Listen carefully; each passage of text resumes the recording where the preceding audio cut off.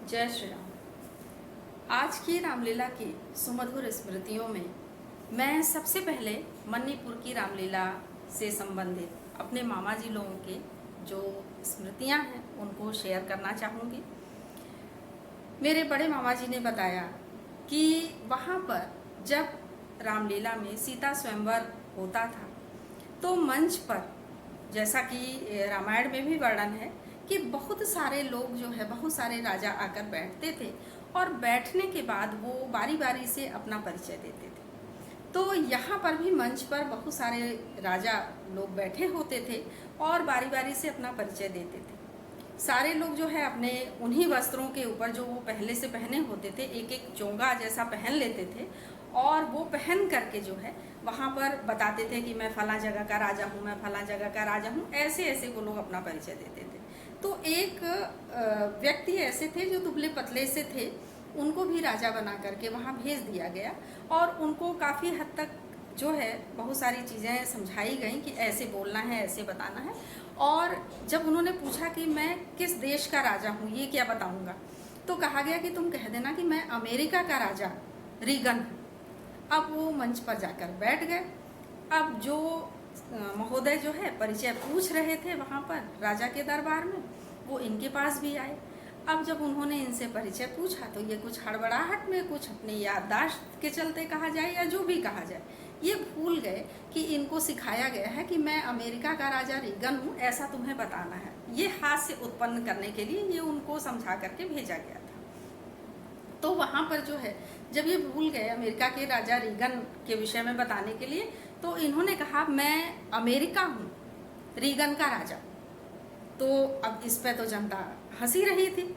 तो जो महोदय इनका परिचय पूछ रहे थे उनके हाथ में जो है एक छोटी सी सुतली थी, छोटा सा एक जो है कहा जाए कि टुकड़ा धागे का या मोटे धागे का जो रस्सी का टुकड़ा होता है, सुतली, वो थी उनके हाथ में। तो उन्होंने कहा धीरे से इनकी तरफ देखते हुए और इनको समझाते हुए, क्योंकि इनकी हड़बड़ाहट को वो समझ गए थे, तो उन्होंने कहा कि एक सुतली तूर नहीं पैवा, चल रहा अमेरिका के राजा बने, रीगन हवा तू। उसके बाद जो है अब फिर उसके बाद कहे कि और आइल हवा धनुष तूरे खाती, सुतली ना तोड़ पैवा। अब इस पे जो है जनता काफ़ी ठहाका लगा के हंसी। सबकी समझ में आ गया था कि ये भूल गए हैं और एक तरह से यहाँ एक हास्यास्पद दृश्य जो है उपस्थित करने के लिए इस तरह का मजाक उन्होंने इनके साथ किया है। एक दूसरी घटना एक आंटी है, उन्होंने शेयर किया था। उन्होंने बताया कि जब धनुष टूटा, क्योंकि स्वयंवर में धनुष टूटने से संबंधित कई जो है स्मृतियों को मैंने साझा किया आपसे, तो उन्होंने भी बताया कि धनुष टूटने के क्रम में परशुराम इतने हट्टे कट्टे, इतने बलिष्ठ थे कि जैसे ही लड़ने के लिए आए, लक्ष्मण ने उनके सामने हाथ जोड़ लिए। कहाँ लक्ष्मण को उनके साथ जो है क्रोधपूर्ण ढंग से संवाद करना था, लेकिन लक्ष्मण ने उनके सामने हाथ जोड़ लिए और इशारा किया कि नहीं, मैंने नहीं, मेरी कोई गलती नहीं है इसमें, आप राम जी से पूछिए। उन्होंने राम की तरफ इशारा करते हुए कहा कि मेरा कोई दोष नहीं है इस धनुष के टूटने में, आप राम से पूछिए, उन्होंने ही तोड़ा है और जो भी आपको बोलना है आप उन्हीं से बात करिए, मुझसे नहीं, मुझे बख्श दीजिए। तो ये दो स्मृतियाँ।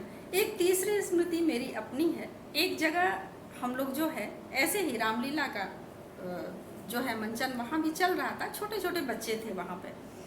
बच्चे जो है राम, सीता, रावण ये सब बने हुए थे और उसमें रावण द्वारा सीता हरण का दृश्य दिखाया जाना था। रावण जो है सीता का हाथ पकड़ता है और खींचते हुए लेकर के जाने लगता है और जैसे ही वो हाथ पकड़ के खींचता है, सीता जो लड़की बनी थी किसी वजह से जो है उसका हाथ छूट गया और वो मंच पर ही जो है वो बैठ गई और रावण आगे बढ़ गया। तो इसने जो सीता बनी थी, इसके समझ में नहीं आया कि इस समय किया क्या जाए, मैं उठ के दौड़ूं इनके पीछे या क्या करूं, क्योंकि समझाया गया था कि वो हरण करके ले जाएगा अपने साथ। तो ये जो है धीरे से इसने हाथ बढ़ाया और रावण को आवाज़ देते हुए कहा कि अरे हाथ तो पकड़ो, छोड़ के भागे जा रहे हो। अब ये चूँकि सारी जनता के सामने तो ये प्रकरण नहीं, ये आवाज़ नहीं पहुंच पाई, लेकिन हम लोग चूँकि आसपास थे तो ये चीज़ें सुन करके देख करके आज वर्षों बाद भी जो है हम लोग इस बात को याद करके हंसते हैं। तो ये रामलीला से संबंधित ये आज की स्मृतियाँ थी। मैं हर बार ये कहती हूँ कि अगली बार जो है कुछ अन्य स्मृतियाँ हमारी रहेंगी जिनको मैं आपके साथ शेयर करूँगी। तो अगली बार कुछ और